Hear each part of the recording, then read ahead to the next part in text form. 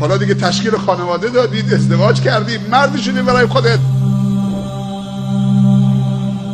دوست بازی و شب نشینی های بیفایده و چوکلک بازی نگفته خودمون تا کی؟ بی مسئولیتی تا کی؟ فردا بابا میشی.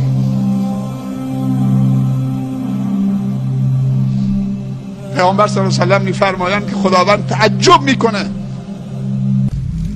از جوان مؤمن، ببخشید از جوان معصیتکار، ولی تعجب خداوند از پیرمرد معصیتکار 100 برابر، 1000 برابر. تو دیگه چرا؟ خداوند تعجب میکنه از پیر با تقوا و خدا ترس و مؤمن و متعبد و عبادتکار، ولی تعجبش از جوانی که شهوت داره، غرور داره، غفلت داره، شیطان برش مسلطه. اما از جوان با تقوا و خدا ترس و عبادتکار به مراتب تعجب خداوند بیشتره. بذار عبادت و تقوای توی جوان سبب تعجب خداوند باشه. واقعا رمضان ماه با برکتی است.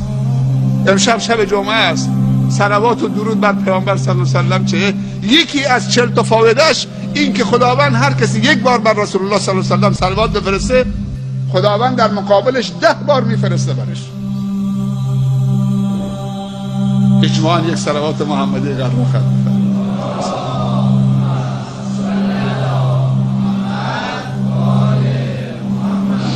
دومین چیزی که زیاد باید تو این شب انجام بدید استغفاره، و سومین چیز دعاست به درگاه خداوند. دعاهای زیبایی خونده شد، همتون آمین گفتید، با یه حال و هوای آمین میگفتید. خودتون هم میتونید برای خودتون دعا بکنید تو خلوتتون. واقعا دعاهای زیبایی تو نماز وتر خونده شد، آمین های زیبایی هم میگفتید. ولی در 24 ساعت اگه 10 ساعتش برای دیگران میذاری، 1 ساعتش هم برای خودت بذار. با خودت به خلوت بنشین، خودتو ارزیابی بکن، حساب کتابتو بکن.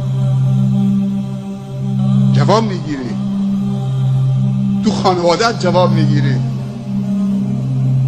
تو زندگی جواب میگیری، تو دنیا جواب میگیری، تو آخرت جواب میگیری.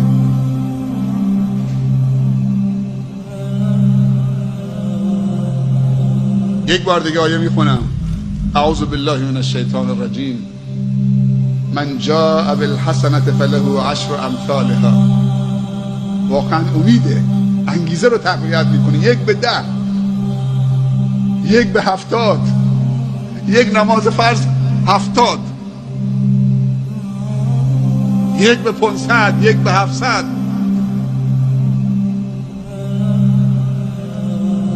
این قسمت آیه اون 9 تاش یه کار خوب بیشتر انجام نداده.